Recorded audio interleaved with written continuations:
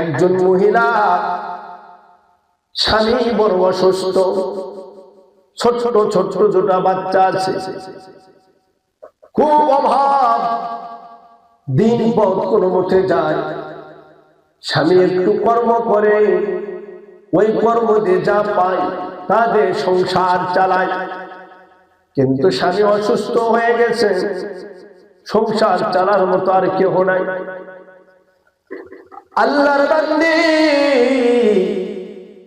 মানুষের বাড়ি বাড়ি কাজ করে পড়ে যেই খাবার পায় ওই খাবারটুকু এনে স্বামীকে দেয় আর বাচ্চাদেরকে দেয়।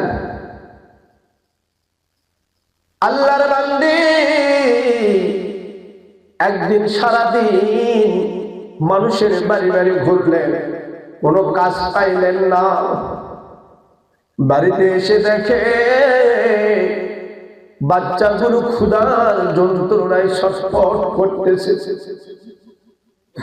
মাকে দেখা মাত্র দৌড়েছে, বলতেছে, মা খালি হাতে কেন এসেছো রে মা? আজকে খাবার কেন নিয়ে আসো রে মা? জনম দুঃখী মা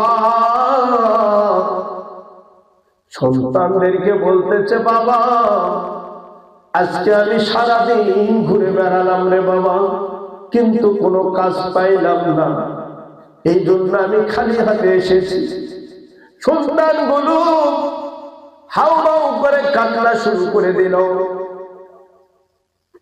মা সন্তানের কান্না দেখিয়া, ওই এলাকার মধ্যে একজন জমিদার সাহেব ছিলেন, খুব ধূর্ত ব্যক্তি, কিন্তু লোকটার চরিত্র ছিল খারাপ। আল্লাহর বান্দী এক পা দুই পা করিয়া হাঁটি হাঁটি পা পা করিয়া সন্ধ্যাবেলা ওই জমিদারের বাড়িতে চলে গেলেন। দরজায় নক করলেন, জমিদার সাহেব চলে আসলেন বের হয়ে। এসে বলতে যে, কি ব্যাপার, আমার বাড়ির দরজায় এই সন্ধ্যাবেলা কি চাও?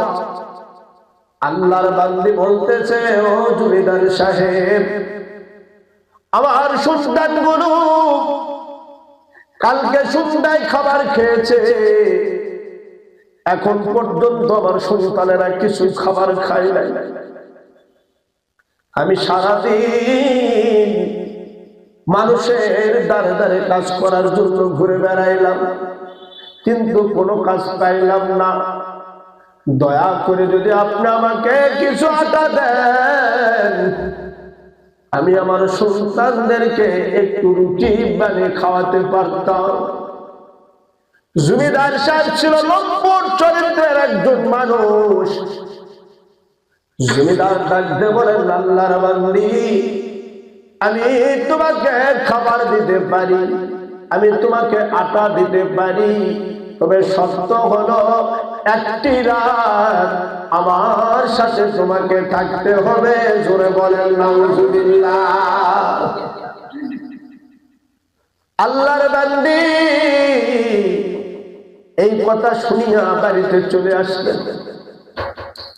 যেই বাড়িতে আসলেন, সন্তানগুলো ছটফট করতেছে ক্ষুধার যন্ত্রণায়। মা খালি হাতে আসলে কেন মা? আমাদের জন্য কি খাবার নিয়ে আসনি? আল্লাহর বান্দী সন্তানদের মুখের দিকে তাকাইলেন, আর সহ্য করতে পারলেন না, আবার জমিদারের বাড়িতে চলে গেলেন।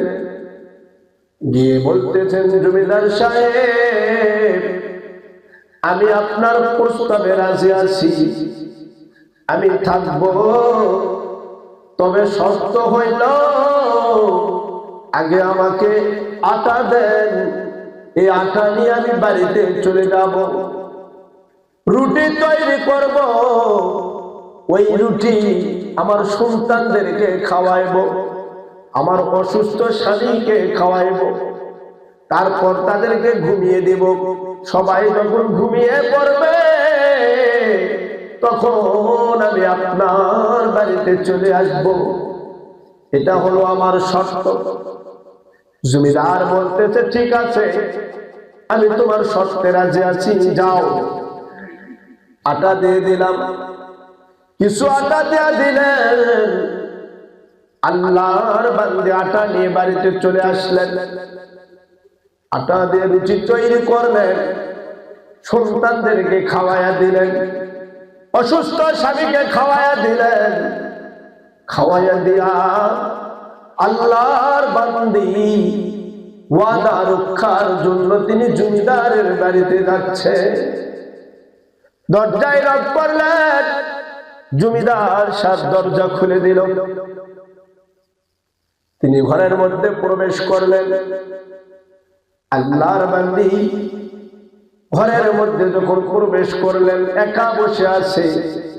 কিছুক্ষণ পর ওই লম্পট জমিদার ঘরের মধ্যে প্রবেশ করলো।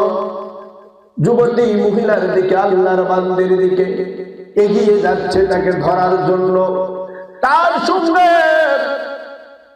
মিলন করার জন্য এগিয়ে যাচ্ছে। এমন সময় আল্লাহর বান্দির শরীর থরথর করে কাঁপতেছে। জমিদার ডাক দিয়ে বলেন, কি ব্যাপার, আপনার তোমার শরীর কেন কাঁপতেছে? কি হয়েছে? শরীর কি খারাপ? কেন তুমি কাঁপতেছ? কোনো ভয় নাই, কোনো চিন্তা নাই, এটা জমিদার মহল, এই বাড়িতে কেউ প্রবেশ করতে পারবে না। তাছাড়াও এই ঘরের জানালা দরজা সব কিছু বন্ধ আছে, কেউ আমাদের দেখতে পারবে না। আল্লাহর বান্দি ডাকতে বলে, জমিদার সাহেব,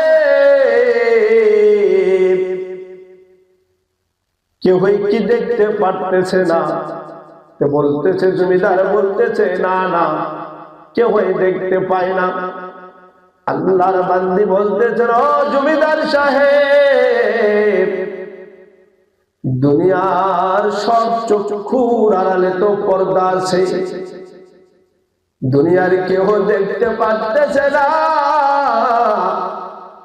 কিন্তু আমার আল্লাহ তিনি তো সব কিছু দেখতেছে। লা তুদরিকুহুল আবসার ওয়া হুয়া ইদরিকুল আবসার ওয়া হুয়াল লাতীফুল খাবীর।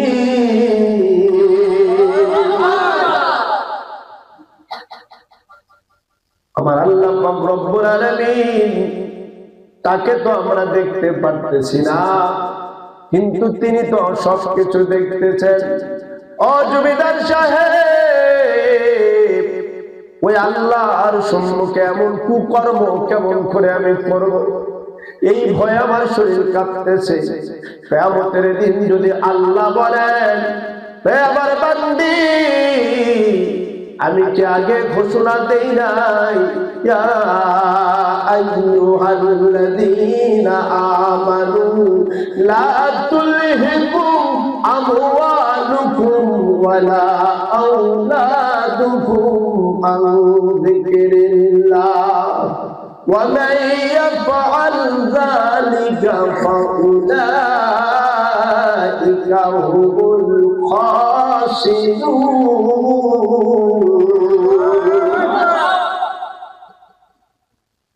আল্লাহ বলেন, হে দুনিয়ার মুমিন মুসলমান ইমানদার, তোমাদের ধন সম্পদ সন্তান সন্ততি এইগুলো যেন আমার জিকির থেকে তোমাদেরকে গাফেল না করে দেয়। যদি আমার জিকির থেকে, আমার স্মরণ থেকে এই ধন সম্পদ সন্তান সন্ততি তোমাদের গাফেল করে দেয়, তাহলে তোমরা হবে ক্ষতিগ্রস্ত জাহান্নামী। ও জমিদার সাহেব, আমি আল্লাহর কাছে কি জবাব দিব কাল কিয়ামতের ময়দানে? এই ভয়ে আমার শরীর থরথর করে কাঁপতেছে। জমিদার পরিবর্তন কারে বলে দেখেন, যেই এই কথা শুনলেন অমনি জমিদার সাহেব আল্লাহু আকবার বলে চিৎকার দিয়ে বলতেছেন, ও আল্লাহর বান্দি, তুমি এত গরিব, তুমি এত অসহায়, ওই গরিব অসহায় অবস্থায় তুমি আল্লাহকে এত ভয় করো, তাহলে আমি ধনী হইয়া আমার তো আরো বেশি ভয় করা উচিত।